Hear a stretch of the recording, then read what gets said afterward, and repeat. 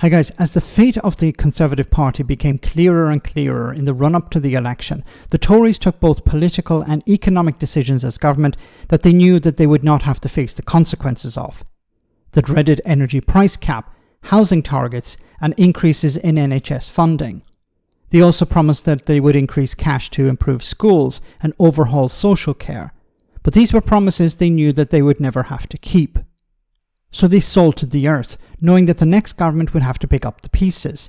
Here Cathy Newman roasted Mel Stride, a former minister and candidate for Tory leadership. Now is Mel Stride, who was the Work and Pensions Secretary until the election and is now running to be Conservative leader. Mel Stride said, Keir Starmer says, you guys left the country in a complete mess. This budget is going to be painful and it's your fault. It's a smokescreen. We challenged Labour during the run-up to the general election because we knew that they planned very large tax increases. They denied that at the time and in fact ruled out a lot of the bigger taxes. But what we now know is that they may say, oh, it was all far worse than we ever expected. That's just not simply the case. They all along were planning to raise taxes. And that's what you're going to see on October the 30th. In the meantime, hang on a sec, but I just want to, I will come back to that, but I want to pick you up on what you just said, because you have advocated a credible, persuasive economic plan. Saying that you wouldn't have to put up taxes or cut public spending is neither credible nor persuasive, is it? So the big thing that Keir Starmer is ducking are some of the big choices around, for example, the area that I was responsible for, welfare.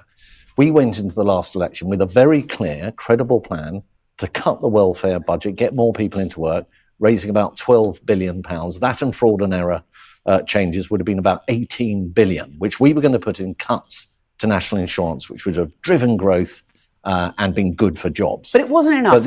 For example, the Labour Party have done nothing on welfare. They've said nothing about it. They're prepared to let those bills skyrocket up into one aspect we're talking about. This £22 billion black hole that they say they've discovered is largely because you hadn't set aside the money for public sector pay rises of more than 2%.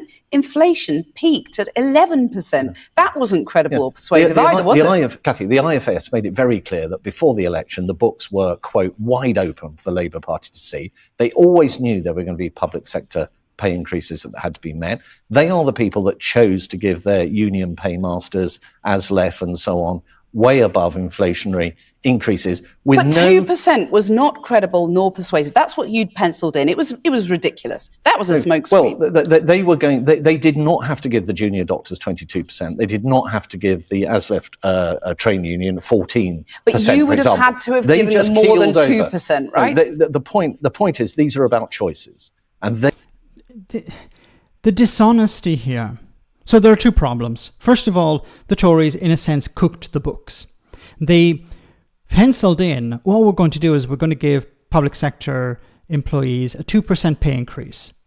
But there was no chance of actually succeeding there. But what they did was they created in their plan, we're going to give them a 2% pay increase to keep the numbers down.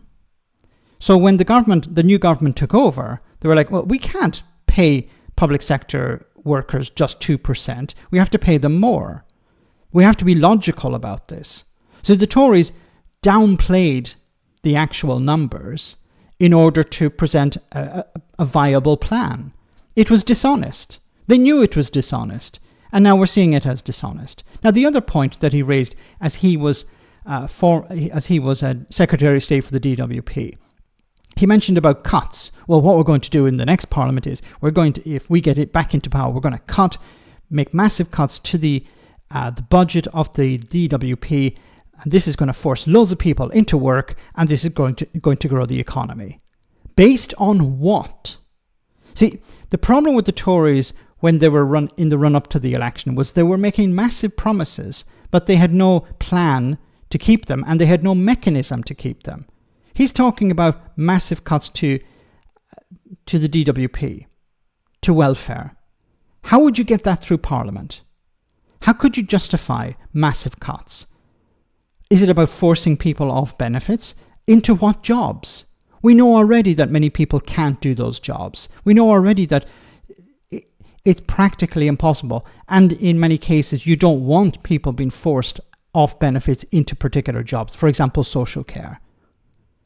So his plan was pie in the sky, and the books that the Tories are talking about were fully open, were not honest, in the sense that they had the bare minimum put in, but it was not realistic numbers.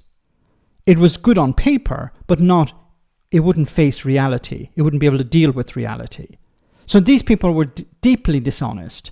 They knew that they were not going to win the next election, so they were planning to sell the sun, moon and stars to the public and then get the Labour Party to meet with them, to match that, knowing that they couldn't. So when the new Labour government took over, they were, hey, we can't work with these figures. These figures are nonsensical. This guy wants to be the next leader of the Conservative Party. So he's starting out well because he's basing most of what he's talking about on lies and dishonesty. Let me know in the comment section, guys, what you think. As always, your comments are greatly appreciated. Thanks a lot.